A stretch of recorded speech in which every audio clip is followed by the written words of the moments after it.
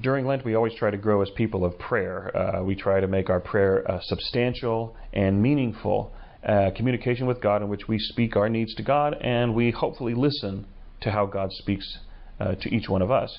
But how often have we reflected upon our attitude toward how God answers those prayers? And Jesus speaks to that in the Gospel reading for Thursday of the first week of Lent, in which he gives us that very, very well-known passage regarding prayer. Ask, and you shall receive. Seek, and you shall find. Knock, and the door will be opened to you. For whoever asks receives, whoever seeks finds, and whoever knocks will have the door open to them. But then he goes on to make a particular distinction in which he states, which one of you would hand your child a stone when they ask for a loaf of bread, or a snake when they ask for a fish?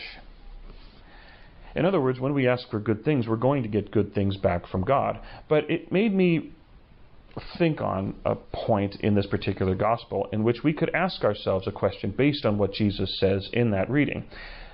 Those of you who are viewing, who are parents, could perhaps relate.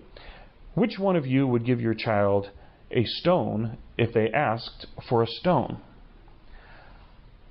Or a snake if they asked for a snake?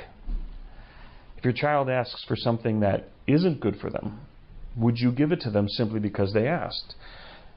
The idea that God gives us what we need as opposed to what we want, and always gives us good gifts, and wouldn't give us bad when we ask for good gifts. It leads us to a different reflection upon that very famous passage in which Jesus says, ask and you shall receive. But he doesn't say you're going to receive what you ask for. Seek and you shall find, but not necessarily what you are looking for. Knock and the door will be opened to you, but not necessarily the door on which you are knocking. Sometimes God has a different plan and a different agenda. It can be a pretty challenging thing to accept that God always answers our prayers. But sometimes that answer is no. And God doesn't necessarily give us what we ask for, but will always give us what we need. And so let us ponder that during this season of Lent as we grow as people of prayer.